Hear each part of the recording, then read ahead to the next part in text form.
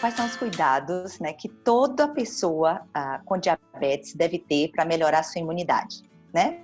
Então, a primeira coisa, Sabrina já falou, você tem que ter muito cuidado com sua nutrição, porque a nutrição, ela melhora o seu sistema imunológico. Então, isso já é cientificamente comprovado. Então, a gente tem que ter cuidado de ter uma alimentação equilibrada. Qualquer deficiência de vitamina deve ser corrigida, mas você tem que ter deficiência. Aqui eu vou falar um pouquinho na questão da vitamina D, que é a da moda, né? Então, Sabrina já falou que a maioria da população normal não tem deficiência de vitamina, né? Por exemplo, a vitamina B12. A vitamina B12, a deficiência da vitamina B12, por exemplo, no diabético, está associada ao uso da metformina, né? Então, se o paciente é diabético e usa metformina, ele pode ter deficiência da vitamina B12, né? Principalmente se ele tem anemia ou se ele tem algum grau de neuropatia, parestesia. Então, vamos pesquisar, não é isso? Se tem deficiência, trata-se. E qualquer outra deficiência tem que ser corrigida. Mas, de uma forma geral, a gente não é fácil encontrar. A não ser que a pessoa, por exemplo, vamos supor que alguém tenha feito uma cirurgia bariátrica. Aí sim, esse paciente tem que ficar de olho, dosar todas as vitaminas, que esse paciente, ele é bem provável de ter alguma deficiência de vitaminas, né? E de micro e macroelementos.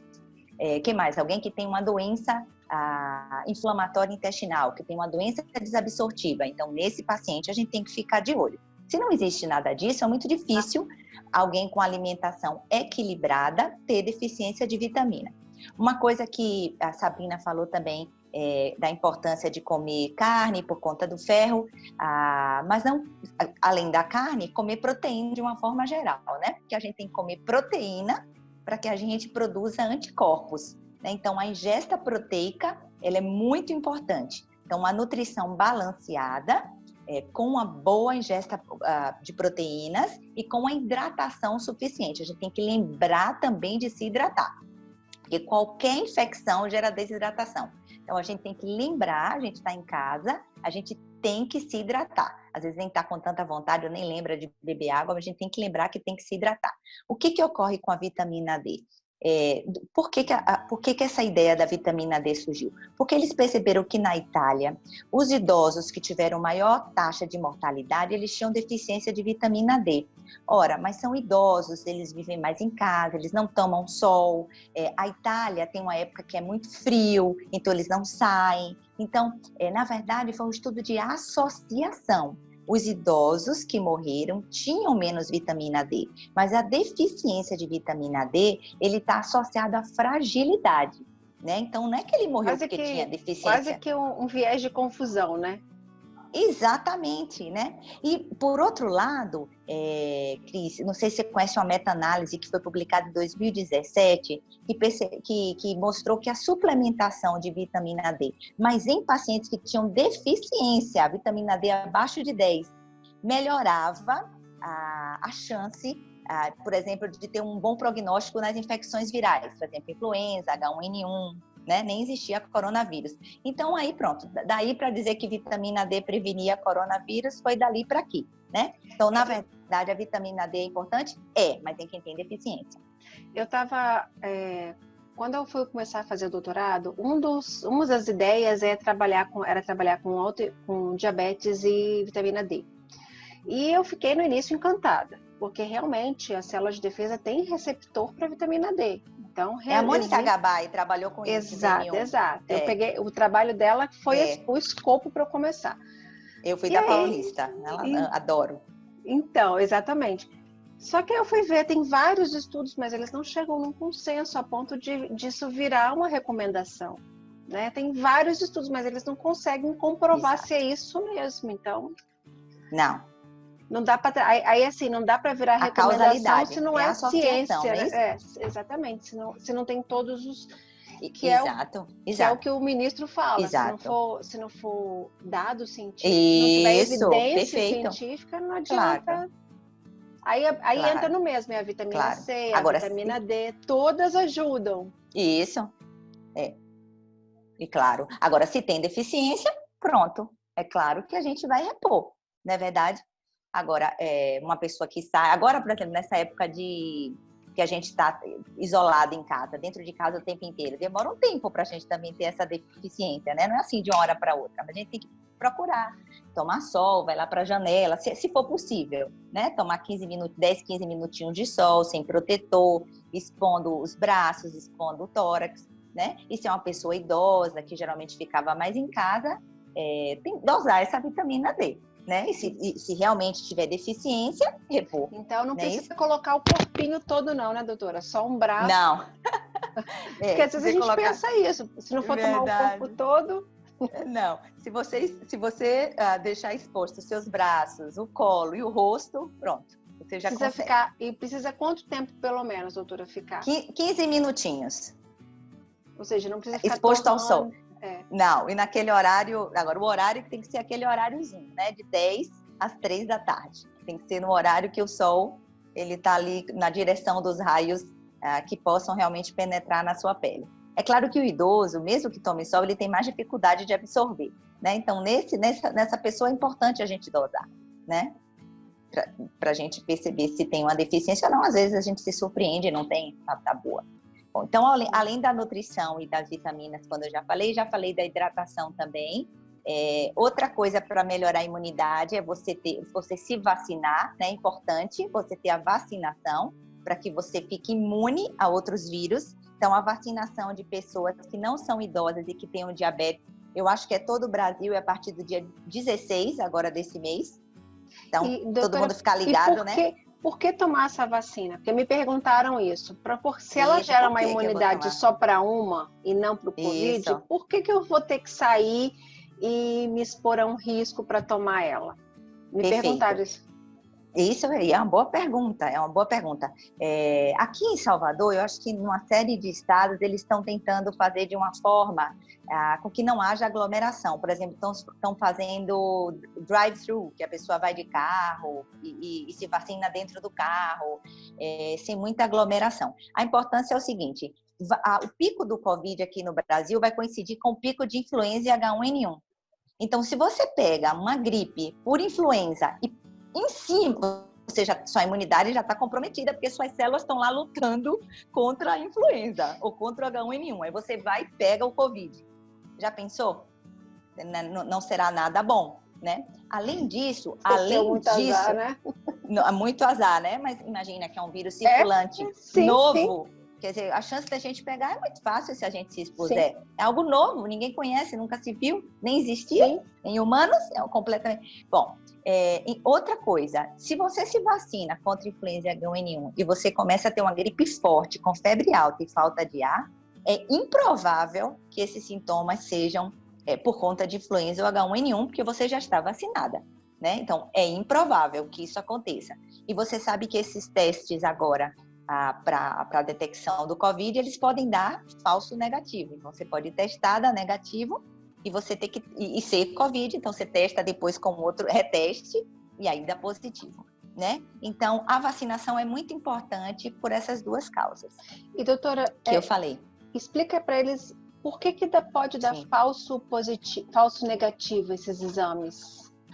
Certo. Por que dá falso negativo? Ou seja, você faz o exame, você tem o vírus e você tem o vírus, mas o exame não detectou. É porque você, às vezes, precisa ainda... Você detecta, na verdade... O teste do PCR, você detecta o vírus, uma parte do vírus.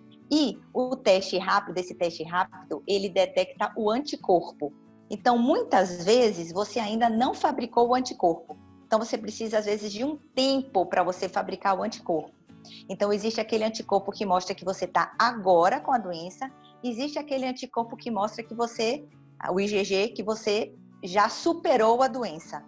Então, esses testes são muito novos. Então, muitas vezes, esse teste que você detecta o anticorpo, você não está detectando, ou porque você não fez o anticorpo ainda, ou simplesmente porque teve reação cruzada com alguma outra proteína, ou com algum outro anticorpo no seu corpo, entende?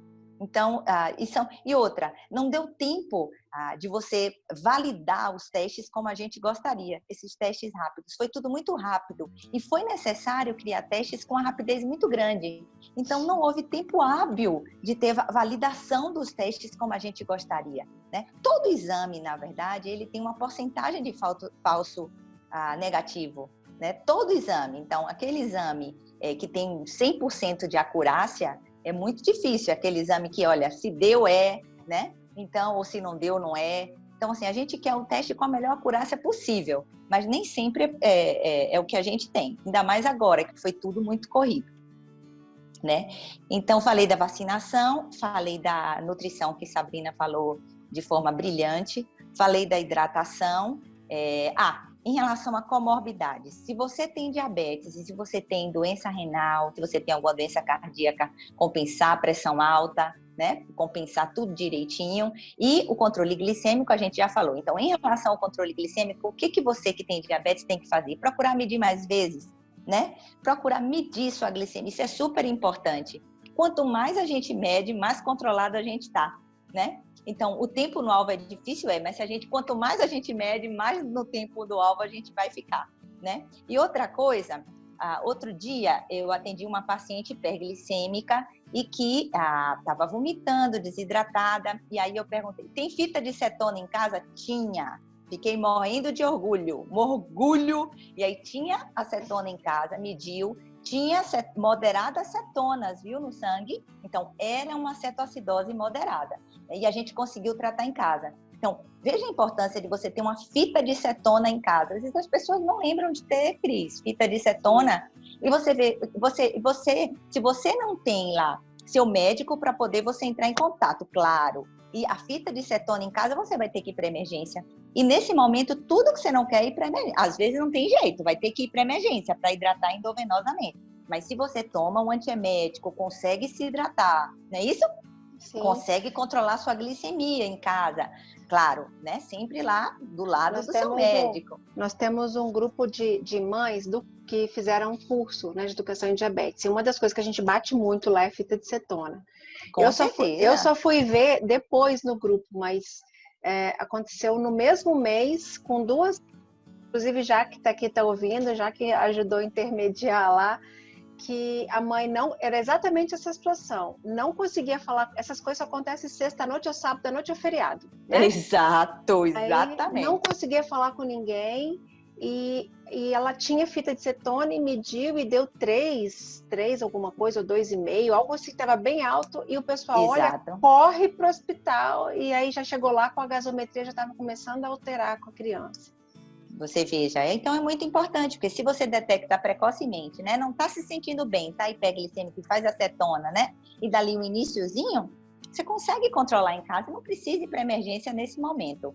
Então, outra coisa é essa. Esse é um dos medos.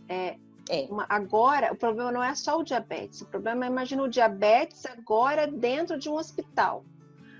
E pode estar do seu lado uma pessoa que tem coronavírus e nem sabe, está lá do seu lado, ou um médico, ou um enfermeiro, ou um... E o diabetes é extremamente, cada um tem o seu tratamento, né? Isso. E outra coisa, não quer dizer também que a pessoa é diabetes e vai pegar mais que o coronavírus, vai correndo. Estou eu aqui que não tenho diabetes, tá saco? Que tem diabetes, coronavírus, vai, quem eu vou escolher? Sabe? Não tem nada a ver. Eu fico pensando na dificuldade, já é difícil tratar um paciente com diabetes no hospital, porque é uma coisa muito específica às vezes, né? Principalmente diabetes tipo 1.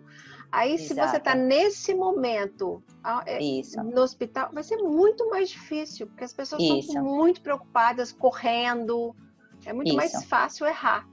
Então não é que o diabético tem mais susceptibilidade para pegar o vírus, não. É que uma vez ele pegando, né, a doença, ela tem uma probabilidade de ser mais grave. Naqueles casos que eu falei, descompensado, obeso, com comorbidades, etc., né? E outra coisa que eu acho que é sempre bom falar, eu gosto de dizer, né? Que já é comprovado cientificamente, né? Que a felicidade e a atividade física aumentam a imunidade.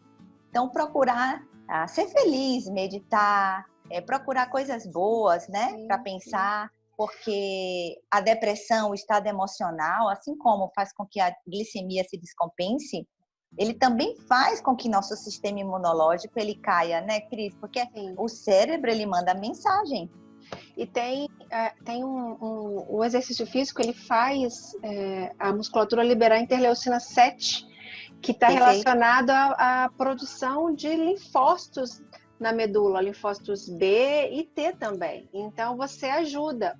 Mas agora está difícil, né? A gente sabe. Mas a gente tá difícil fazer, né? Tá difícil fazer fora de casa, mas eu mesmo fico fazendo aqui polichinelo, pulando corda. Não dá para fazer? Abdominal,